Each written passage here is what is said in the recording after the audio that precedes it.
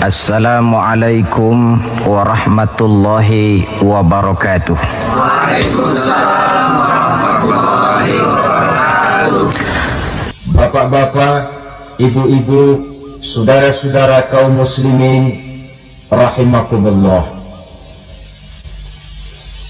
Kapan kiamat itu akan datang? Ini rahasia Allah. Jangankan kita yang orang awam, baginda Nabi sendiri tidak diberitahu oleh Allah kapan itu akan terjadi. Tetapi sungguh pun demikian, banyak hadis-hadis yang menjelaskan ciri atau tanda-tanda datangnya kiamat. Nah, kalau sudah bicara soal tanda kiamat itu ada dua. Pertama yang disebut alamatus sughra, tanda-tanda kecil. Ini waktunya masih ada tenggang. Ada yang dinamakan alamatul kubra, tanda-tanda besar. Artinya kiamat sudah diambang pintu. Apa tanda-tanda kecil dari datangnya hari kiamat itu? Misalnya kata Nabi, apabila ilmu sudah diangkat oleh Allah. Artinya apabila ulama sudah banyak wafat, minat orang belajar agama berkurang, lalu kebodohan nampak merajalela di mana-mana, zina dikerjakan secara terbuka, minuman-minuman keras jadi kebanggaan, itu termasuk di antara tanda-tanda kecil terjadinya hari kiamat. Apalagi misalnya iza waladatil ammatu rabbataha, apabila budak sudah melahirkan tuan.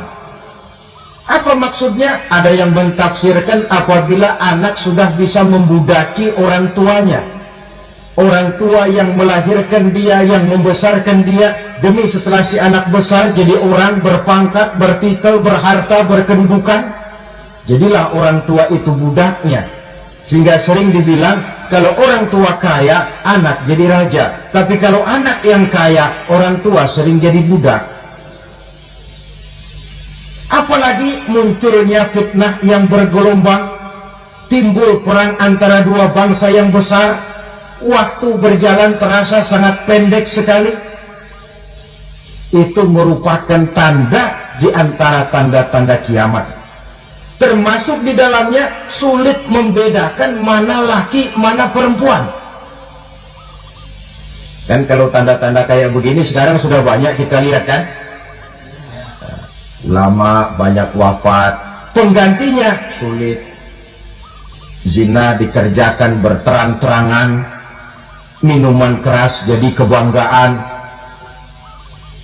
banyak anak membudaki orang tuanya, sulit membedakan mana laki mana perempuan. Kadang-kadang dari belakang kita lihat perempuan benar, begitu kita colek nengok jenggotan.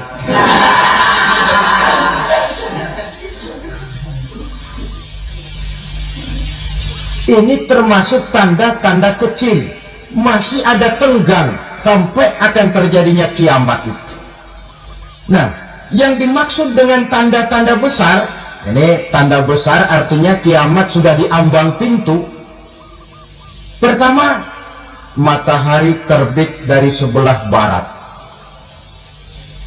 Apabila matahari sudah terbit dari arah sebelah barat, tertutuplah sudah pintu taubat. Bersabda Nabi kita, la taqumus sa'atu hatta tatlu'a syamsu min maghribiha. Tidak akan datang hari kiamat sampai matahari terbit dari arah sebelah barat. Fa iza tala'at, manakala matahari telah terbit dari arah sebelah barat, wa ra'ahan nasu, manusia banyak menyaksikan itu, amanu ajma'un, mereka pun lalu beriman. Yang tadinya kafir, yang tadinya ingkar, yang tadinya membangkang, setelah melihat matahari terbit dari sebelah barat, buru-buru beriman, berlomba-lomba mengucap dua kalimat syahadat. Tapi apa yang terjadi? Kata Nabi, wadzalika hina la yanfa'u nafsan imanuha lam takun amanat min qabl. Hari itu adalah hari yang iman sudah tidak berguna lagi bagi seseorang apabila sebelumnya memang dia tidak pernah beriman. Au kasabat fi imaniha khaira, atau beriman tetapi tidak pernah melakukan kebajikan di dalam keimanannya itu. Hari yang sudah kasib, hari yang sudah terlambat, beriman tidak akan ada gunanya lagi. Ini pelajaran buat kita. Sebelum sang surya terbit dari sebelah barat, sebelum nafas sampai di tenggorokan, artinya pintu taubat masih terbuka. Kalau dua hal itu sudah terwujud, nafas sudah sampai di kerongkongan atau matahari sudah terbit dari arah sebelah barat, tertutuplah sudah pintu taubat.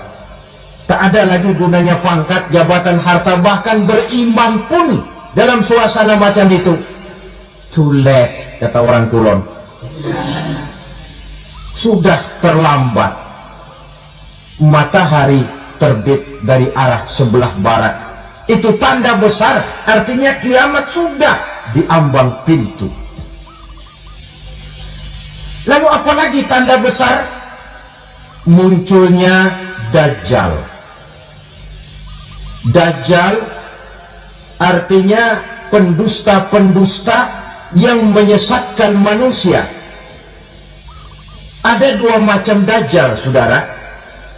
Ada Dajjal kecil, ini Dajjal kelas teri. Kalau ini sejak zaman Rasulullah sudah ada itu. Tiap zaman ada. Di zaman Rasulullah misalnya ada yang bernama Aswad al-Unsi dari Yaman. Ada yang namanya Musailamah al-Kazzab dari Yamamah. Ada yang namanya Ibnu Sayyad dari Madinah. Ini Dajjal di zaman Rasul. Musailamatul Kazzab memproklamirkan diri jadi nabi dia. Di zaman Rasul masih hidup. Ini Dajjal zaman Nabi. Di zaman sahabat muncul Dajjal. Di zaman kita sekarang ini Dajjal pun gentayangan. Dajjal kelas teri. Kerjanya mendustakan manusia, menyesatkan manusia, memalingkan manusia dari jalan yang benar dan diridhoi oleh Allah Subhanahu wa ta'ala. Adapun yang merupakan tanda besar dari datangnya kiamat, Dajjal kelas kakap, pembohong besar yang menyesatkan masyarakat manusia, berpaling dari jalan Allah mengikuti jalan mereka. Apa sih ciri Dajjal itu? Kata Nabi dalam hadis Bukhari Muslim, inna Dajjal, sesungguhnya yang namanya Dajjal itu yakhruju, satu saat akan muncul mendekati hari kiamat. Wa inna ma'ahu ma'an, si Dajjal ini membawa air. Wa naran, dan juga membawa api. Dua simbol. Di tangan yang satu dia bawa air, di tangan yang satu dia bawa api. Wa ammal ladzi yarahu an-nasu ma'an fanarun, adapun yang orang banyak lihat air, hakikatnya adalah api. Yang dilihat api, hakikatnya adalah air. Oleh sebab itu, kalau api yang ditawarkan, ambillah air. Kalau air yang ditawarkan, pilihlah api. Maksudnya apa ini? Ini bahasa simbol, saudara-saudara. Dajjal bicaranya seolah-olah untuk kepentingan manusia, menawarkan surga. Surga yang dia tawarkan hakikatnya neraka. Hai manusia, kalau kau mau bahagia, jangan dekat-dekat dengan agama. Sholat itu tidak efektif dan efisien, tidak produktif dari segi ekonomi itu. Menghadiri majelis taklim cuma buang-buang waktu. Tahajud, tasbih, tahlil, baca Quran, apa itu? Pekerjaan mubazir saja. Hidup ini cuma sekali, masa yang cuma sekali, manfaatkan dengan sebaik-baiknya. Mumpung, dibawanya sifat mumpung tetapi dalam pengertian yang sangat negatif. Bicaranya seolah-olah untuk kepentingan manusia, tetapi sebenarnya menjerumuskan manusia. menawarkan air tapi sebenarnya api, menawarkan api tapi hakikatnya air. Buat apa kamu sholat? Buat apa kamu bayar zakat? Buat apa kamu puasa? Surga yang dicanangkan Dajjal hakikatnya neraka. Neraka yang digambarkan Dajjal pada dasarnya adalah surga. Jadi memutarbalikkan fakta itu kerjaan Dajjal. Yang hak jadi batil, yang batil dibilang hak, yang benar jadi salah, yang salah malah jadi benar. Tuntunan disuruh jadi tontonan, tontonan malah menjadi tuntunan. Itu pekerjaan Dajjal profesinya. Zamannya Nabi Adam, Dajjalnya kan iblis. Betul? Betul. Apa sih dan kerayuan iblis itu? Allah setelah menciptakan Nabi Adam kan bilang, Adam, kau dan istrimu Hawa tinggal di surga ini. Seluruh fasilitas yang ada di surga persilahkan kau nikmati. Satu yang tidak boleh, jangan coba-coba dekati pohon khuldi. Dekat saja jangan, apalagi sampai memetiknya. Datang Dajjal yang namanya iblis nih. Adam, kamu tahu nggak kenapa tidak boleh makan buah khuldi? Ya nggak tahu, pokoknya saya dilarang. Bodoh kamu, Dam. Khuldun artinya kekal. Kalau kamu makan itu buah, kau akan kekal di surga buat selamanya. Allah tidak kepengen, maka dilarang kamu makan buah khuldi. Kalau kau ingin kekal di surga, Adam, makan saja. Saya bicara begini ini untuk kepentingan kamu, Adam. Ini kan ciri-ciri Dajjal.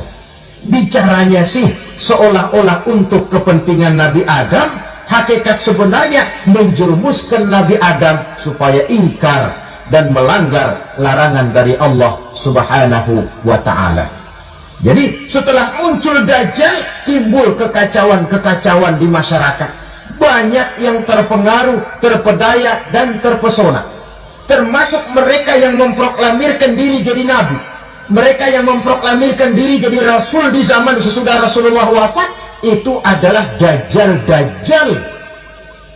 Maka saya ingatkan, kalau di zaman kita sekarang ini ada orang ngaku jadi nabi, ada orang ngaku jadi rasul, biar bahasa Arabnya kental, Quran hafal, hadis ribuan hadis hafal, biar pakai serban sampai menyengser ke tanah, bahasa Arabnya fasih, tapi dia mengaku jadi nabi, jadi rasul, kita umat Islam wajib tidak percaya. Wajib untuk tidak percaya. Itulah Dajjal-Dajjal zaman kita sekarang ini. Tidak mustahil mereka datang mempengaruhi orang-orang awam supaya berpaling dari Rasulullah, mengikuti mereka. Nah, di akhir zaman nanti, mendekati hari kiamat, Dajjal ini muncul. Dajjal kelas kakap, menyesatkan masyarakat manusia untuk berpaling dari Islam, mengikuti seruan mereka. Apalagi di antara datangnya kiamat itu, tanda yang besar itu, turunnya Nabiullah Isa Al-Masih, putra Maryam. Menurut berbagai hadis yang sahih, Nabi Isa Al-Masih nanti akan turun lagi. Tidak membawa risalah yang baru, tapi meluruskan risalah Islam ini yang telah banyak ditinggalkan oleh masyarakat. Bahkan ada hadis menjelaskan beliau akan membunuh Nabi, mematahkan kayu-kayu salib, lalu melaksanakan haji dan umrah mengikuti syariat Nabi Muhammad, bukan membawa agama baru.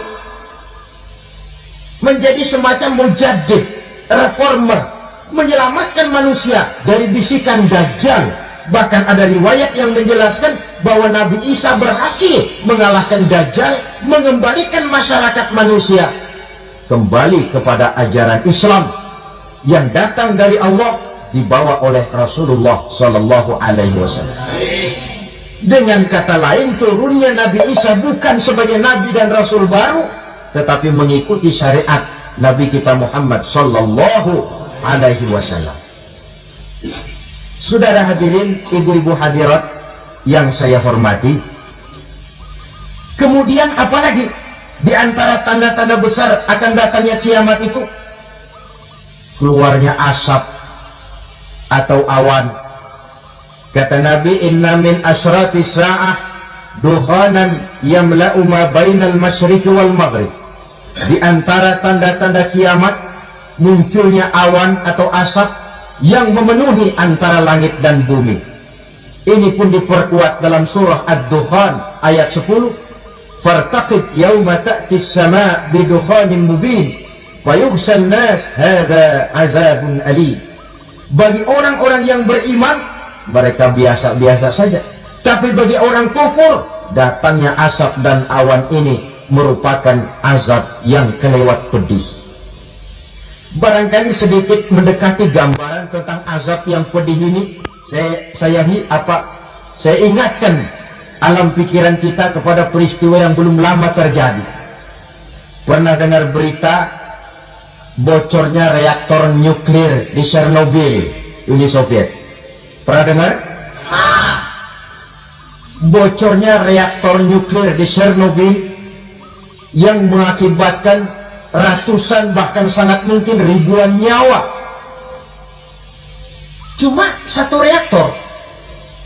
Bagaimana kalau seluruh cadangan nuklir yang dimiliki oleh para negara adik kuasa ini diledakkan? Bahkan yang konon menurut catatan, cadangan nuklir yang dimiliki bersama oleh Amerika dan Rusia sekarang ini sudah sanggup memusnahkan 6 miliar manusia. 1,5 kali lebih banyak dari jumlah manusia yang nongkrong di permukaan bumi ini. Saudara-saudara hadirin yang saya hormati, lalu saat mendekati hari kiamat, apalagi tandanya? Setelah Nabi Isa wafat, pada saat turunnya yang kedua kali, lalu Allah meniupkan angin sejuk. Semua orang-orang beriman, orang-orang baik wafat, sehingga penghuni bumi ini cuma tinggal lagi terdiri dari orang-orang kafir. Tidak ada lagi di bumi ini yang bisa mengucapkan Allah. Sehingga dalam hadis qudsi itu ada keterangan, innallaha azza wa jalla yaqulu li Israfil. Allah pernah pesan kepada malaikat Israfil, kata Allah, Israfil, idza sami'ta qailan yaqul Allah Allah fa akhirin nafah 40 sanatan ikraman liqailiha. Hai Israfil, apabila kau dengar di permukaan bumi masih banyak orang yang mengucapkan Allah Allah, maka tunda sangkakala kiamat itu 40 tahun. Untuk apa? Ikraman liqailiha, menghormati orang yang mengucapkan Allah Allah itu. Wah, jadi karena sekarang masih banyak yang mengucapkan Allah, besar hatilah kita, masih jauh kiamat itu. Tapi jangan lupa, kiamat pribadi, kiamat kecil itu yang nggak kita sangka-sangka. Ajal datang mencabut nyawa, itu kiamat pribadi, dan itu yang pasti kita hadapi, dan itu yang membuat kita tidak boleh bersikap main-main di dalam kehidupan sekarang ini. Saudara hadirin yang saya hormati, tidak ada lagi orang-orang muslim. Seluruh penduduk dunia ini kafir. Lalu terciptalah struktur sosial yang berlandaskan prinsip hidup semau gue. Bakal terjadilah prinsip di mana yang kaya menyantap yang miskin, yang kuat menindas yang lemah. Hidup sudah bagaikan di rimba belantara, berlaku hukum rimba. Siapa yang kuat dia yang menang, siapa yang lemah menjadi mangsa. Timbul kekacauan, maksiat merajalela, munkarat menjadi-jadi, sehingga isi bumi ini penuh dengan segala macam perbuatan dosa. Tidak ada perlunya lagi alam diperpanjang temponya. Datang saat yang sudah dijanjikan oleh Allah Azza wa Jalla, maka terjadilah yang disebut kiamat kubra, kiamat besar, kiamat hancur-hancuran. Bagaimana kejadian ini dimulai? Dalam surah Az-Zumar ayat 68, Allah Subhanahu wa taala berfirman, wa nufikha fis suri fasa'iqa man fis samawati wa man fil ardi illa man sya'allahu. Maka manakala ditiuplah sangkakala, terkejutlah seluruh yang ada di langit dan seluruh yang ada di bumi. Bila saat kiamat datang, Allah perintah malaikat Israfil, Israfil, tiup sangkakalamu. Ditiuplah sangkakala oleh malaikat Israfil.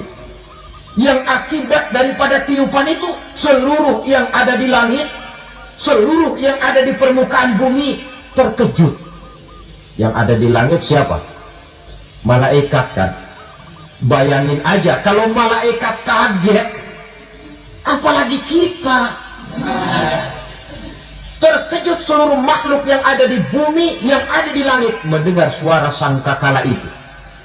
Bunyinya tidak sanggup kita bayangkan dahsyatnya. Ledakan nuklir, ledakan neutron, belum apa-apa ketimbang bunyi sangkakala malaikat Israfil ini. Nah, lalu mendengar bunyi sangkakala ini, gemparlah makhluk, kacaulah alam. Bumi gempa, planet-planet bertabrakan, gunung meletus, air laut tumpah ke darat, angin topan bertiup, halilintar menyambar. Lalu semua yang bernama hidup mati total. Mati bareng tanpa persiapan. La haula wala quwata illa billah. Saya kadang-kadang dalam tafakur bermohon, ya Allah, mudah-mudahan saya nggak nemuin kiamat beneran. Ngeri, nggak bisa kita bayangkan macam apa suasana seperti itu. Allah saja banyak memberikan gambaran, misalnya Al-Qari'ah, wa mal qari'ah, wa ma adraka mal qari'ah. Kejadian yang menggemparkan. Tahukah kamu apa kejadian yang menggemparkan itu? Yauma yakunun nasu kal farasil mabsus wa takunul jibalu kal ihnil manfus. Pada saat itu manusia berterbangan bagai kupu-kupu, gunung berterbangan seperti kapas ditiup angin. Gunung saja macam kapas, konon lagi manusia. Kematian total, mulai semut sampai gajah mati, jin mati, iblis mati, malaikat mati. Malaikat saja mati. Saudara hadirin yang saya hormati, kematian total yang tanpa persiapan. Orang bilang, Pak, kalau mati bareng begitu yang repot malaikat maut dong ya. Cabut sana, cabut sini. Itu kalau menurut logika kita, mestinya begitu menurut logika. Tapi logika juga yang bilang nggak perlu serepot itu. Sebab untuk mematikan listrik di wilayah DKI, di wilayah Jakarta, nggak perlu tiap rumah didatengin matiin ya lama. Cukup dari kantor pusatnya saja PLN, tekan satu tombol, gelaplah seluruh Jakarta. Saudara hadirin yang saya hormati, kematian total. Lalu setelah kematian total, planet-planet juga mati, dalam arti tidak bergerak dan beredar. Angin mati, dalam arti tidak bertiup. Air mati, dalam arti tidak ada riak gelombang. Pokoknya semua mati. Kullu nafsin za'iqatul maut, semua yang bernafas mati. Dalam ayat lain, kullu man 'alaiha fan, semua yang ada di permukaan bumi fana. Yang kekal cuma Allah Subhanahu wa ta'ala. Yang paling belakang mati malaikat maut dan malaikat Israfil. Tapi mati juga sesuai dengan janji Allah. Menurut hadis Bukhari Muslim dari Abi Hurairah, masa tenggang waktu antara kematian total pada tiupan sangkakala pertama dengan proses kebangkitan pada tiupan sangkakala kedua 40 lamanya. Tidak dijelaskan oleh Abi Hurairah 40 jam Apa 40 hari, apa 40 tahun? Hadis cuma menyebutkan 40 saja. Sunyi alam yang tinggal cuma Allah saja lagi. Ketika itu Allah berseru-seru, katanya, limanil mulkul yauma. Siapa para penguasa hari ini? Mana itu raja-raja dan penguasa yang dulu mengaku jadi Tuhan? Fir'aun. Mana Fir'aun sekarang? Yang dulu jadi raja, merasa berhasil, sombong, lalu tidak mau turun-turun dari kekuasaannya, sampai kepada puncak kekurang ajarannya mengangkat diri jadi Tuhan. Mana itu Fir'aun? Namrus. Mana sekarang Namrus? La ilaha illa ana. Ternyata tidak ada Tuhan lain selain daripada aku, kata Allah. Proses kemudian, saudara-saudara, turunlah hujan dari langit. 40 lamanya hujan itu. Tidak jelas juga 40 jam atau 40 hari. Setelah air turun membasahi, datanglah tiupan sangkakala yang kedua. Semua yang bernama mati bangkit dari kuburnya masing-masing.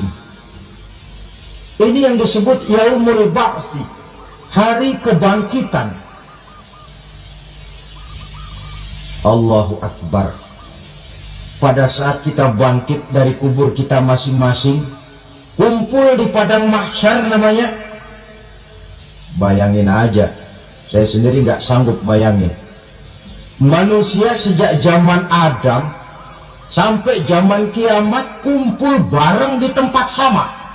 Berapa banyaknya itu?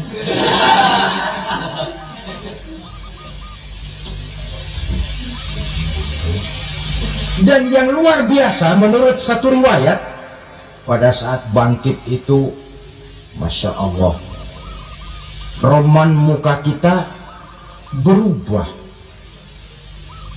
disesuaikan dengan amalan kita waktu di dunia ini.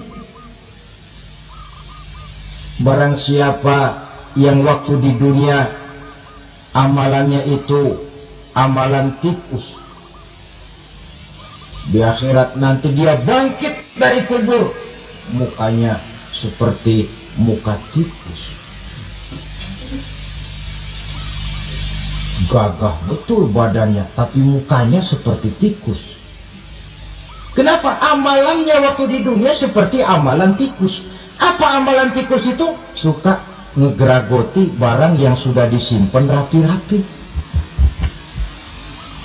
Orang sudah simpan uang rapi-rapi, simpan perhiasan rapi-rapi, digeragoti oleh tikus. Maling-maling, pencoleng-pencoleng, koruptor-koruptor. Itu nanti di akhirat nanti kita lihat mukanya seperti muka tikus. Oh, ini waktu di dunia suka nyolong, hanya seperti muka tikus. Barang siapa yang waktu di dunia ini amalannya itu amalan macan, dia akan bangkit nanti mukanya seperti muka macan. Apa amalan macan? Macan itu amalannya menang-menangan. Orang yang mau menang saja, nggak mau mengalah. Coba lihat di hutan. Kenal hutan nggak? Nah, di hutan, raja hutan di mana-mana pasti macan. Betul kan? Betul. Padahal hutan belum pernah bikin pemilihan umum. Tapi macan tidak peduli ada pemilihan umum apa tidak, pokok saya raja. Sebab apa? Macan jadi raja itu bukan karena benar, tapi karena kuat jadi raja. Setelah dia jadi raja, rakyat hutan yang mesti dilindungi malah dimakan oleh raja macan. Kambing rakyat hutan dimakan oleh macan. Ayam rakyat hutan dimakan oleh macan. Itu nanti kita lihat di akhirat itu mukanya seperti muka macan, gagah betul. Lalu barang siapa yang di dunia ini amalannya itu seperti amalan anjing, nanti dia punya muka seperti muka anjing. Apa amalan anjing? Pertama, anjing itu kalau disuruh jaga rumah, dia tidak bisa membedakan mana maling, mana tamu. Biar yang datang maling, kalau bawa tulang, anjing kalem. Yang kedua, anjing itu akan setia kepada siapa saja yang memberinya roti. Siapa yang memberinya roti, itulah majikannya. Apa kata majikannya, pasti dia laksanakan. Soal benar atau salah, dia tidak peduli. Setelah anjing dapat roti, dia tidak punya pilihan lain kecuali bilang, abdi mah kumaha juragan wae aya nama.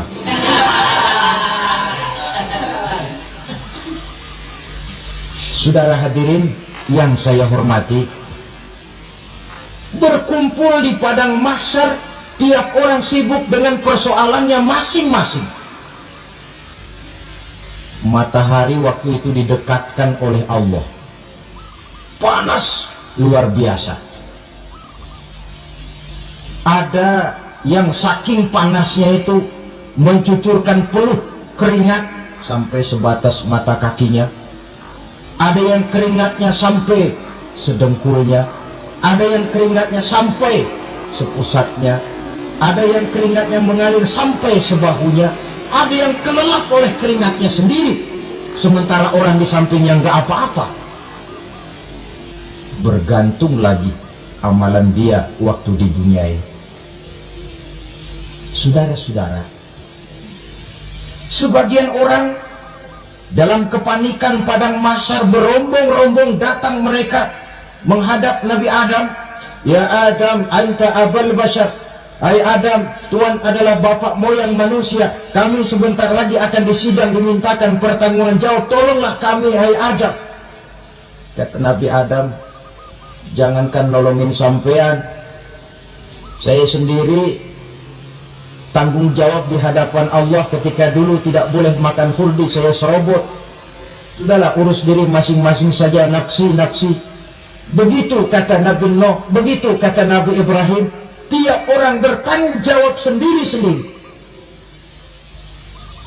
Ketika itulah saudara-saudara, nikmatnya menjadi umat Nabi besar Muhammad sallallahu alaihi wasallam.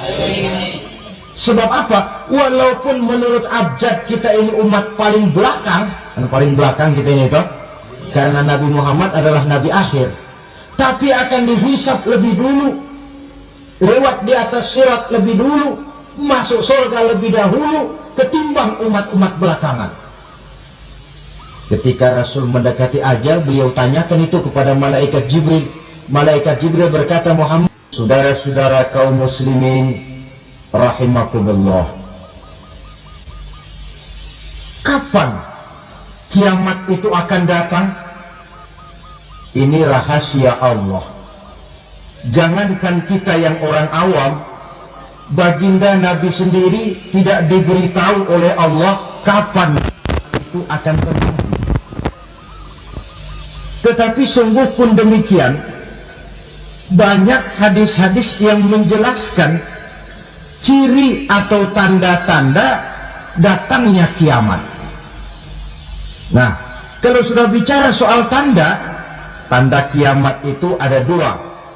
Pertama yang disebut alamatus sughra, tanda-tanda kecil. Ini waktunya masih ada tenggang.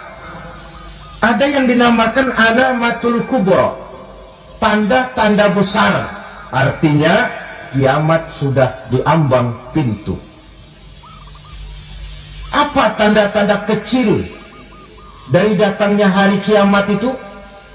Misalnya kata Nabi, apabila ilmu sudah diangkat oleh Allah, artinya apabila ulama sudah banyak wafat, minat orang belajar agama berkurang, lalu kebodohan nampak merajalela di mana-mana, zina dikerjakan secara terbuka, minuman-minuman keras jadi kebanggaan, itu termasuk di antara tanda-tanda kecil terjadinya hari kiamat. Apalagi misalnya iza waladatil ammatu rabbataha, apabila budak sudah melahirkan tuan. Apa maksudnya? Ada yang mentafsirkan apabila anak sudah bisa membudaki orang tuanya. Orang tua yang melahirkan dia, yang membesarkan dia, demi setelah si anak besar jadi orang berpangkat, bertitel, berharta, berkedudukan.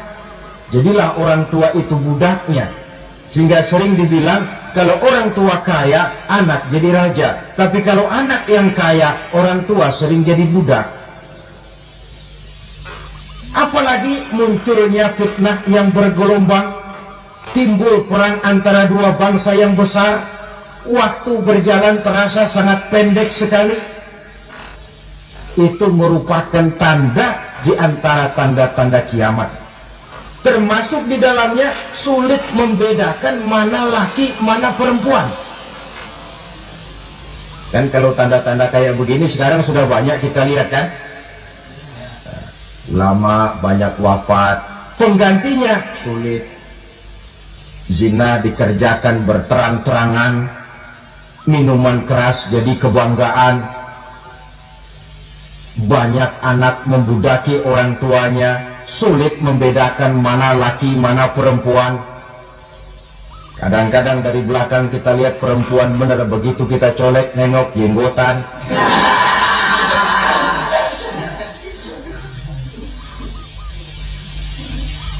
Ini termasuk tanda-tanda kecil, masih ada tenggang sampai akan terjadinya kiamat itu. Nah, yang dimaksud dengan tanda-tanda besar, ini tanda besar artinya kiamat sudah diambang pintu. Pertama, matahari terbit dari sebelah barat. Apabila matahari sudah terbit dari arah sebelah barat, tertutuplah sudah pintu taubat. Bersabda Nabi kita, la taqumus sa'atu hatta tatlu'a syamsu min maghribiha. Tidak akan datang hari kiamat sampai matahari terbit dari arah sebelah barat. Fa iza tala'at, manakala matahari telah terbit dari arah sebelah barat, wa ra'ahan nasu, manusia banyak menyaksikan itu, amanu ajma'un, mereka pun lalu beriman. Yang tadinya kafir, yang tadinya ingkar, yang tadinya membangkang, setelah melihat matahari terbit dari sebelah barat, buru-buru beriman, berlomba-lomba mengucap dua kalimat syahadat. Tapi apa yang terjadi? Kata Nabi, wadzalika hina la yanfa'u nafsan imanuha lam takun amanat min qabl. Hari itu adalah hari yang iman sudah tidak berguna lagi bagi seseorang apabila sebelumnya memang dia tidak pernah beriman. Au kasabat fi imaniha khaira, atau beriman tetapi tidak pernah melakukan kebajikan di dalam keimanannya itu. Hari yang sudah kasih, hari yang sudah terlambat, beriman tidak akan ada gunanya lagi. Ini pelajaran buat kita.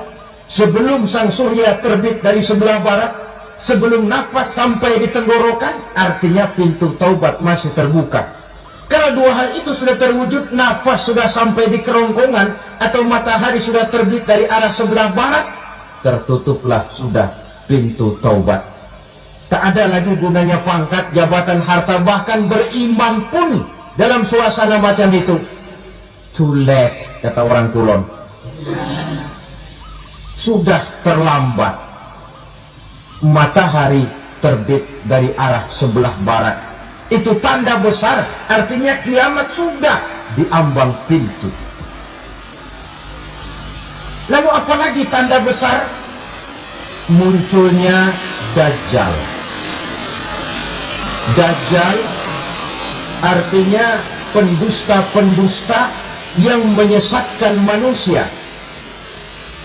Ada dua macam Dajjal, saudara.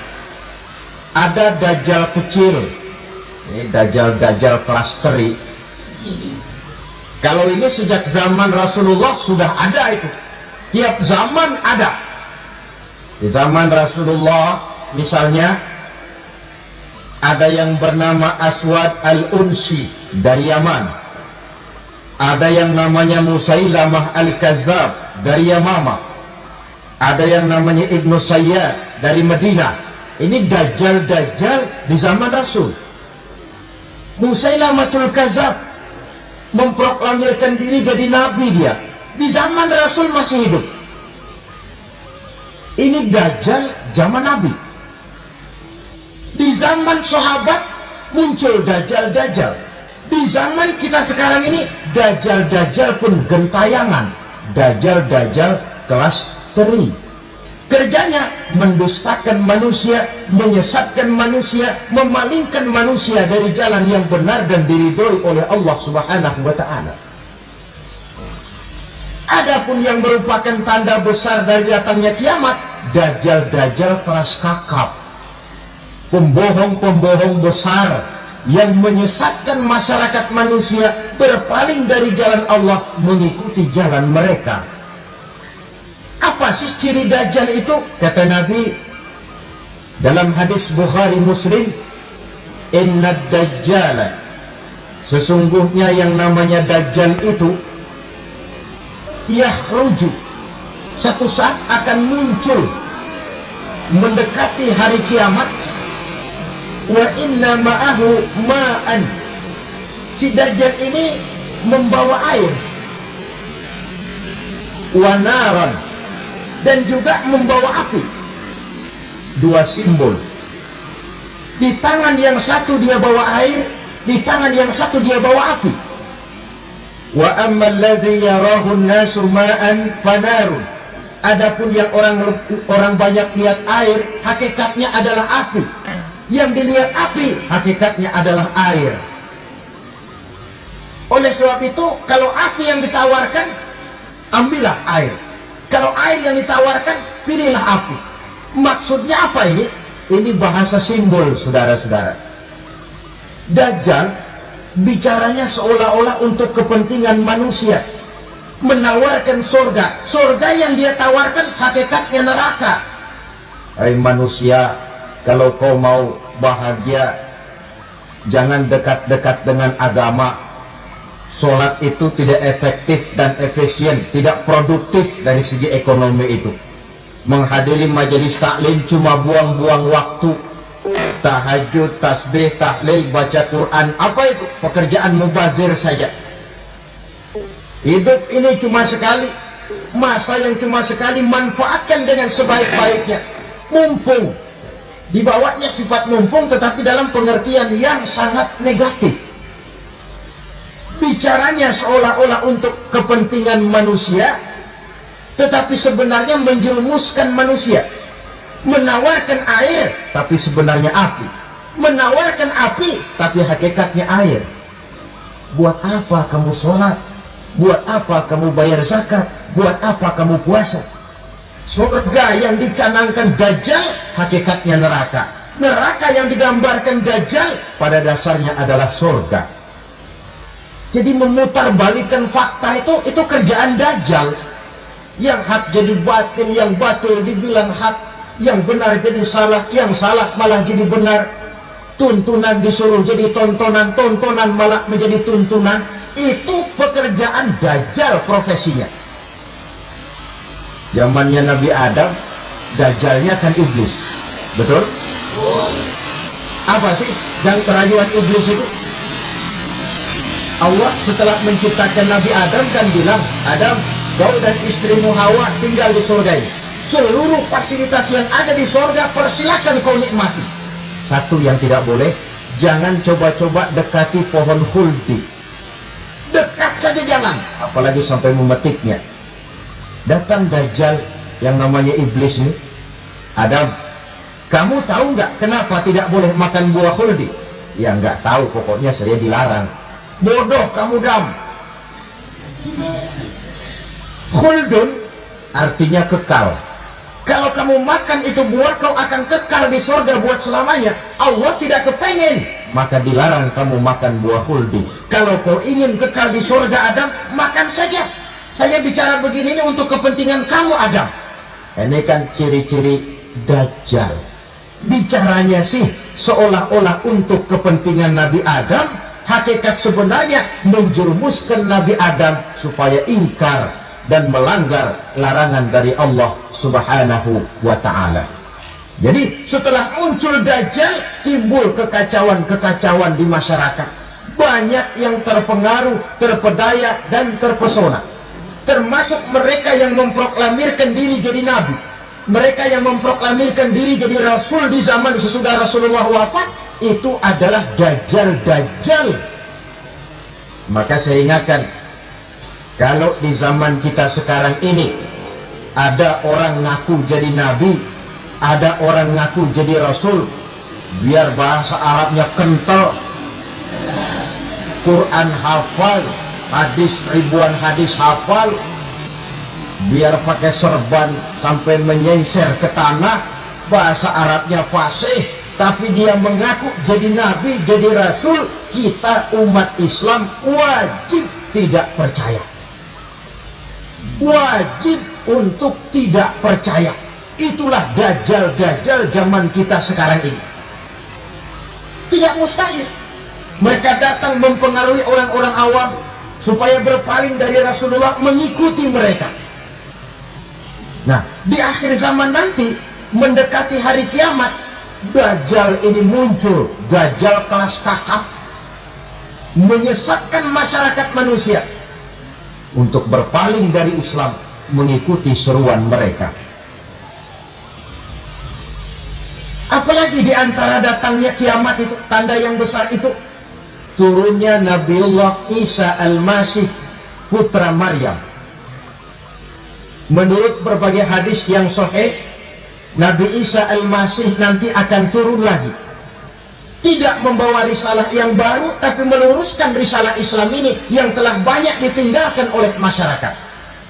Bahkan ada hadis menjelaskan beliau akan membunuh Nabi, mematahkan kayu-kayu salib, lalu melaksanakan haji dan umrah mengikuti syariat Nabi Muhammad, bukan membawa agama baru, menjadi semacam mujaddid, reformer, menyelamatkan manusia dari bisikan dajjal. Bahkan ada riwayat yang menjelaskan bahwa Nabi Isa berhasil mengalahkan dajjal, mengembalikan masyarakat manusia kembali kepada ajaran Islam yang datang dari Allah, dibawa oleh Rasulullah Sallallahu Alaihi Wasallam. Dengan kata lain, turunnya Nabi Isa bukan sebagai Nabi dan Rasul baru, tetapi mengikuti syariat Nabi kita Muhammad Sallallahu Alaihi Wasallam. Saudara hadirin, ibu-ibu hadirat yang saya hormati, kemudian apalagi di antara tanda-tanda besar akan datangnya kiamat itu? Keluarnya asap atau awan. Kata Nabi, inna min asrati sa'ah duhanan yamla'u ma bainal masyriq wal maghrib. Di antara tanda-tanda kiamat, munculnya awan atau asap yang memenuhi antara langit dan bumi. Ini pun diperkuat dalam surah Ad-Dukhan ayat 10. Fartaqib yawma ta'tis sama' bidukhanin mubin fayughshan nas hadza azabun alim. Bagi orang-orang yang beriman, mereka biasa-biasa saja. Tapi bagi orang kufur, datangnya asap dan awan ini merupakan azab yang kelewat pedih. Barangkali sedikit mendekati gambaran tentang azab yang pedih ini, saya ingatkan alam pikiran kita kepada peristiwa yang belum lama terjadi. Pernah dengar berita bocornya reaktor nuklir di Chernobyl, Uni Soviet? Pernah dengar? Bocornya reaktor nuklir di Chernobyl yang mengakibatkan ratusan, bahkan sangat mungkin ribuan nyawa. Cuma satu reaktor. Bagaimana kalau seluruh cadangan nuklir yang dimiliki oleh para negara adik kuasa ini diledakkan? Bahkan yang konon menurut catatan, cadangan nuklir yang dimiliki bersama oleh Amerika dan Rusia sekarang ini sudah sanggup memusnahkan 6 miliar manusia, 1,5 kali lebih banyak dari jumlah manusia yang nongkrong di permukaan bumi ini. Saudara-saudara hadirin yang saya hormati, lalu saat mendekati hari kiamat, apalagi tandanya? Setelah Nabi Isa wafat, pada saat turunnya yang kedua kali, lalu Allah meniupkan angin sejuk, Semua orang-orang beriman, orang-orang baik wafat, sehingga penghuni bumi ini cuma tinggal lagi terdiri dari orang-orang kafir. Tidak ada lagi di bumi ini yang bisa mengucapkan Allah. Hingga dalam hadis qudsi itu ada keterangan, Innallaha azza wa jalla yaqulu li Israfil. Allah pernah pesan kepada malaikat Israfil, kata Allah, Israfil, Iza sami'ta qailan yakun Allah Allah fa akhirin nafah 40 sanatan ikraman liqailiha. Hai Israfil, apabila kau dengar di permukaan bumi masih banyak orang yang mengucapkan Allah Allah, maka tunda sangkakala kiamat itu 40 tahun. Untuk apa? Ikraman liqailiha, menghormati orang yang mengucapkan Allah Allah itu. Wah, jadi karena sekarang masih banyak yang mengucapkan Allah, besar hatilah kita, masih jauh kiamat itu. Tapi jangan lupa, kiamat pribadi, kiamat kecil itu yang gak kita sangka-sangka. Ajal datang mencabut nyawa, itu kiamat pribadi, dan itu yang pasti kita hadapi, dan itu yang membuat kita tidak boleh bersikap main-main di dalam kehidupan sekarang ini.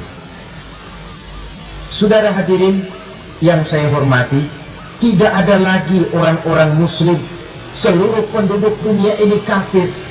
Lalu terciptalah struktur sosial yang berlandaskan prinsip hidup semau gue. Bakal terjadilah prinsip di mana yang kaya menyantap yang miskin, yang kuat menindas yang lemah. Hidup sudah bagaikan di rimba belantara, berlaku hukum rimba. Siapa yang kuat dia yang menang, siapa yang lemah menjadi mangsa. Timbul kekacauan, maksiat merajalela, munkarat menjadi-jadi, sehingga isi bumi ini penuh dengan segala macam perbuatan dosa. Tidak ada perlunya lagi alam diperpanjang temponya. Datang saat yang sudah dijanjikan oleh Allah Azza wa Jalla, maka terjadilah yang disebut kiamat kubra, kiamat besar, kiamat ancur-ancuran. Bagaimana kejadian ini dimulai?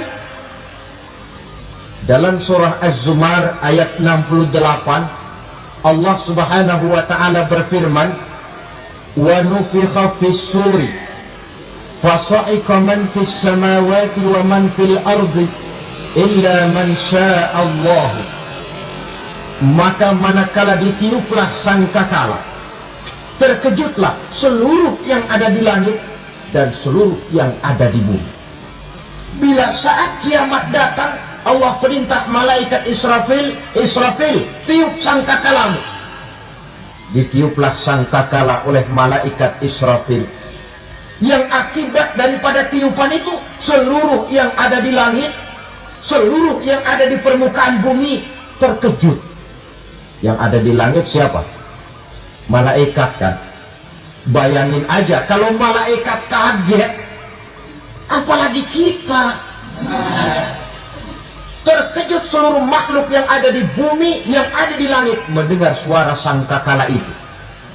Bunyinya tidak sanggup kita bayangkan dahsyatnya. Ledakan nuklir, ledakan neutron, belum apa-apa ketimbang bunyi sangkakala malaikat Israfil ini. Nah, lalu mendengar bunyi sangkakala ini, gemparlah makhluk, kacaulah alam. Bumi gempa, planet-planet bertabrakan, gunung meletus, air laut tumpah ke darat, angin topan bertiup, halilintar menyambar. Lalu semua yang bernama hidup mati total. Mati bareng tanpa persiapan. La haula wala quwata illa billah. Saya kadang-kadang dalam tafakur bermohon, ya Allah, mudah-mudahan saya nggak nemuin kiamat beneran. Ngeri, nggak bisa kita bayangkan macam apa suasana seperti itu. Allah saja banyak memberikan gambaran, misalnya Al-Qari'ah, wa mal qari'ah, wa ma adraka mal qari'ah. Kejadian yang menggemparkan. Tahukah kamu apa kejadian yang menggemparkan itu? Yauma yakunun nasu kal farasil mabsus wa takunul jibalu kal ihnil manfus. Pada saat itu manusia berterbangan bagai kupu-kupu, gunung berterbangan seperti kapas ditiup angin. Gunung saja macam kapas, konon lagi manusia. Kematian total, mulai semut sampai gajah mati, jin mati, iblis mati, malaikat mati. Malaikat saja mati. Saudara hadirin yang saya hormati, kematian total yang tanpa persiapan. Orang bilang, Pak, kalau mati bareng begitu yang repot malaikat maut dong ya. Cabut sana, cabut sini. Itu kalau menurut logika kita. Mestinya begitu menurut logika. Tapi logika juga yang bilang, nggak perlu serepot itu. Sebab untuk mematikan listrik di wilayah DKI, di wilayah Jakarta, nggak perlu tiap rumah didatengin, matiin, ya lama. Cukup dari kantor pusatnya saja PLN, tekan satu tombol, gelaplah seluruh Jakarta. Saudara hadirin yang saya hormati, kematian total. Lalu setelah kematian total, planet-planet juga mati, dalam arti tidak bergerak dan beredar. Angin mati, dalam arti tidak bertiup. Air mati, dalam arti tidak ada riak gelombang. Pokoknya semua mati. Kullu nafsin za'iqatul maut, semua yang bernafas mati. Dalam ayat lain, kullu man 'alaiha fan, semua yang ada di permukaan bumi fana. Yang kekal cuma Allah Subhanahu wa ta'ala. Yang paling belakang mati malaikat maut dan malaikat Israfil. Tapi mati juga sesuai dengan janji Allah. Menurut hadis Bukhari Muslim dari Abi Hurairah, masa tenggang waktu antara kematian total pada tiupan sangkakala pertama dengan proses kebangkitan pada tiupan sangkakala kedua 40 lamanya. Tidak dijelaskan oleh Abi Hurairah 40 jam, apa 40 hari, apa 40 tahun. Hadis-hadis cuma menyebutkan 40 saja. Sunyi alam yang tinggal cuma Allah saja lagi. Ketika itu Allah berseru-seru, katanya, limanil mulkul yauma, siapa para penguasa hari ini? Mana itu raja-raja dan penguasa yang dulu mengaku jadi Tuhan?